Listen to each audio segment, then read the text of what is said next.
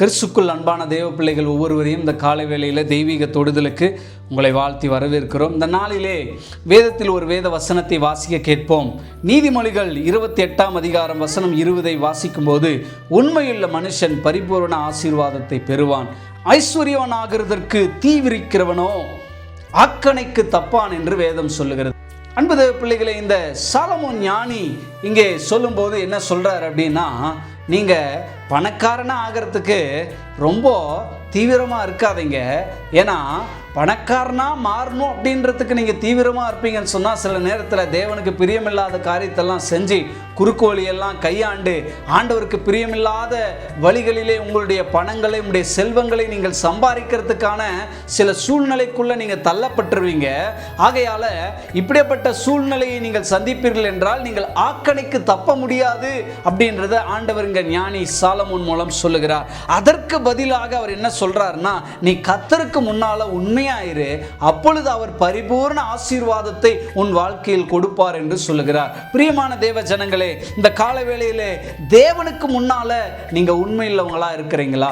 தேவனுக்கு முன்பாக நீங்கள் உண்மையுள்ளவர்களா இருப்பீர்கள் என்று சொன்னால் மனிதர்களுக்கு முன்பாகவும் நீங்கள் உண்மையுள்ளவர்களா இருப்பீர்கள். உண்மையுள்ள மனிதர்களாக நீங்கள் இருக்கும்போது ஆண்டவருடைய ஆசீர்வாதத்தை பெற்றுக்கொள்ள முடியும். இன்றைக்கு அநேகருடைய வாழ்க்கையில ஆசீர்வாதம் இல்லாத ஒரு சூழ்நிலை இருப்பதற்கான காரணம் என்ன தெரியுங்களா? இரவும் பகலும் உழைக்கிறாங்க, நைட் டியூட்டி டே டியூட்டின்னு செய்கிறாங்க.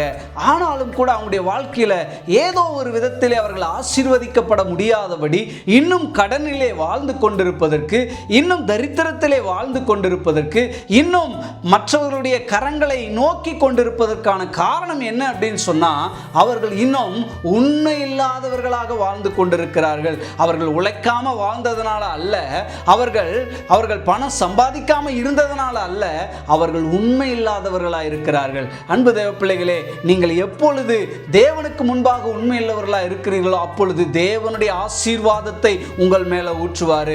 ஆண்டவர் சொல்லுவாரு, இவன் உண்மையா இருக்கிறான், இவன் மேல தன்னுடைய ஆசீர்வாதத்தை ஊற்று. கர்த்தர் எப்படிப்பட்ட மனிதனை அவர் தேடிக்கொண்டிருக்கிறார் என்று சொன்னால், பட்டம் உள்ள, பதவி உள்ள, திறமையுள்ள, தாளந்து உள்ள, அழகுள்ள, அறிவுள்ள, பணக்கார ஒருத்தனை ஆண்டவர் தேடல.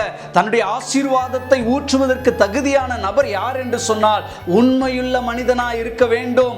வேதத்திலே பார்க்கும்போது மோசே தன்னுடைய வீட்டிலே எங்கும் உண்மையுள்ள மனிதனாய் காணப்பட்டான் என்று சொல்லப்படுகிறது. அன்பு தேவ பிள்ளைகளே, மனுஷருக்கு முன்பாக நான் யோக்கியமானவனாய் இருப்பதற்கு முயற்சிப்பதை விட தேவனுக்கு முன்பாக நான் உண்மையுள்ளவனாய் இருப்பதற்கு நாம் முயற்சித்தால் தேவனுடைய ஆசீர்வாதத்தை நம் மீது போடுவார். தேவனுடைய ஆசீர்வாதத்தின் கரம் நம்ம மேல இருக்கும், நன்மையின் கரம் நம்ம மேல வந்து அமரும், நம்முடைய பாத்திரங்களை கத்து நிரம்பி வெளியே செய்வாரு.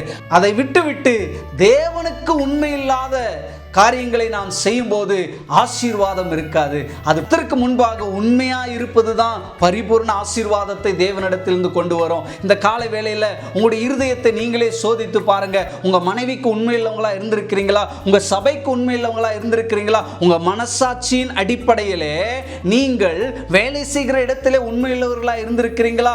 இல்ல உங்களுடைய நேபர்ஸுக்கு நீங்க உண்மையுள்ளவங்களா இருந்திருக்கிறீங்களா? உங்க நண்பர்களுக்கு உண்மையுள்ளவர்களா இருந்திருக்கிறீங்களா? சக விசுவாசிகளுக்கு நீங்க உண்மையுள்ளவர்களா இருந்திருக்கிறீர்களா? அப்படி என்று சொன்னால் உங்களுடைய ஆசீர்வாதத்தை தடுப்பதற்கு இந்த பூமியில யாருமே இல்லை.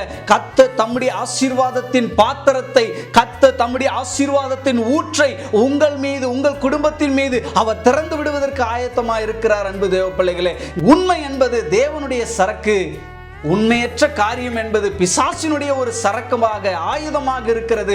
ஆகையாலே நாங்கள் உம்முடைய அந்த உண்மை என்ற தன்மையில், உண்மை என்கிற குணாதிசயத்தினால் நிரப்பப்பட ஆண்டவரே எங்களை ஒப்பு கொடுக்கிறோம். எந்தெந்த பகுதிகளெலாம் எங்கள் வாழ்க்கையில் நாங்கள் உண்மையில்லாமல் இருந்திருக்கிறோமோ அதெல்லாம் எங்களுக்கு மன்னித்து இன்றிலிருந்து நான் தேவனுக்கும் மனிதனுக்கும் முன்பாக உண்மையுள்ள யோக்கியமான மனிதனாய் மாறுவதற்கு, வாழ்வதற்கு எங்கள் ஒவ்வொருவருக்கும் கிருபை தாரும் சொல்லி ஆண்டவருடைய கரங்களை ஒப்பு கொடுத்து ஜெபிப்போம். அன்பின் பரலோக பிதாவே, இந்த காலை வேளையிலே ஆண்டவரே, உண்மையுள்ள மனிதன் மீது உம்முடைய ஆசீர்வாதத்தை நீர் கட்டவிழ்க்கிறீர். உண்மையுள்ள மனிதனுக்கு உம்முடைய வாசலை திறக்கிறீர். உண்மையுள்ள மனிதனுக்கு உம்முடைய வானத்தை திறக்கிறீர். உண்மையுள்ள மனிதனுக்கு வானத்தின் பலகணிகளை திறக்கிறீர். அவனை இடம் கொள்ளாமல் ஆசீர்வதிக்கிறீர். அவனை பரிபூர்ணப்படுத்துகிறீர். ஆண்டவரே, இந்த பூமியில் மாத்திரம் பரிபூர்ணம் அல்ல, அந்த நித்திய ஜீவனையும் அவனுக்கு நீர் கொடுக்க ஆயத்தமாக இருக்கிறீர். ஆண்டவரே அப்பா, இந்த நாளிலே உண்மையற்ற தன்மைகள் எங்கள் ஆசீர்வாதத்தை திருடுகிறது என்பதை உணர்ந்து நாங்கள் தொடர்ந்து உண்மையுள்ளவங்களாய் ஜீவிப்பதற்கு எங்கள் ஒவ்வொருவருக்கும் கிருபை தர வேண்டுமாக ஜெபிக்கிறோம் ஆண்டவரே. எங்கள் மனசாட்சி தேவனுடைய சத்தமாய் இருக்கிறது. அந்த மனசாட்சிக்கு நாங்கள் உண்மையுள்ளவர்களாய் இருக்க எங்கள் தேவனாகிய கர்த்தர் உதவி செய்தருளுவீராக. ஆசீர்வதித்து வழி நடத்தும் இயேசு கிறிஸ்துவின் இனி என்ப நாமத்தில் வேண்டிக் கொள்கிறோம் நல்ல பிதாவே, ஆமேன். கர்த்தர் நம்ம எல்லாரையும் ஆசீர்வதிப்பாராக.